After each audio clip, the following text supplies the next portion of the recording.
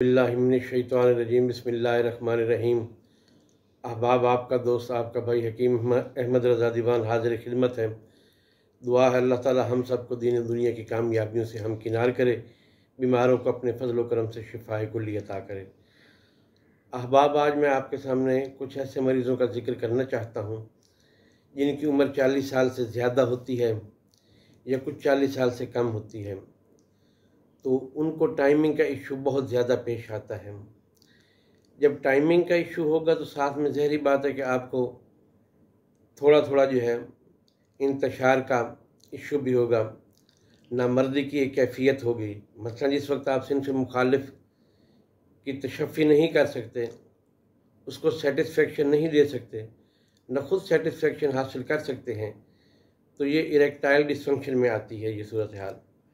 Timing भी बिल्कुल zero हो जाती है इंसान की और शहवत भी आहिस्ता आहिस्ता इंसान की ख़त्म होने लगती है। एक बात। दूसरी बात यह है, नौजवानों के अंदर भी यही कंडीशन होती है जब वो अवाइल उम्र में गलत कारी की वजह से, हाथ के इस्तेमाल की वजह से ऐसा करते हैं। और जहाँ तक हाथ का इस्तेमाल है मेरे भाई, ये तो मैंने देखा है कि बड़े बड़े लोगों को जो है ना, शादी के बाद भी ये आदत बद होती है, क्योंकि ये आसान सा तरीका होता है लज़्ज़त हासिल करने का, लेकिन ये गुनाह के ज़ुमरे में आता है। ऐसा करना नहीं चाहिए, लेकिन लोग करते हैं। इसकी मिसाल इसी तरीके से है कि अक्सर हुक्मा हजरात भी इस बात पे जोर देते हैं कि हाथ का इस्तेमाल नहीं करना चाहिए, लेकिन लोग करते हैं। उनको हालांकि पता होता है कि नुकसान है।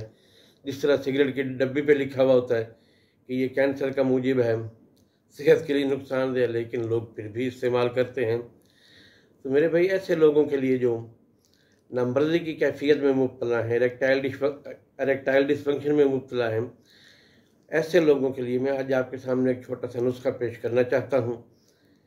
सबसे पहली चीज़ आपने लेना है शिंगरफ 1 तोला, उसके बाद लौंग, जायफल, जावत्री, अकर करहा, जुनबिदस्तर, रेग माही और तरियाक 1-1 तोला। ये तमाम तर चीज़ें 1-1 तोला लेकर आपने खरल करना है। खरल करके एंड के ऊपर आपने इसके अंदर कुश्ता चांदी 1 तोला शामिल करना है, कुश्ता मरवरीद 1 तोला शामिल करना है, और चने बराबर आपने गोलियां बना लेनी है। 1 गोली सुबह, 1 शाम। खाने के बाद नीम गर्म दूध के साथ इस्तेमाल करें। लेकिन याद रखिएगा, ये दवाई वो लोग इस्तेमाल करें जिनकी उम्र कम अज़ कम 30 से ज़्यादा हो, और अगर नीचे वाले इस्तेमाल करते हैं फिर इस सूरत हाल पर कि उनकी कंडीशन बहुत ज़्यादा ख़राब हो। इजाज़त दें। अल्लाह हाफ़िज़।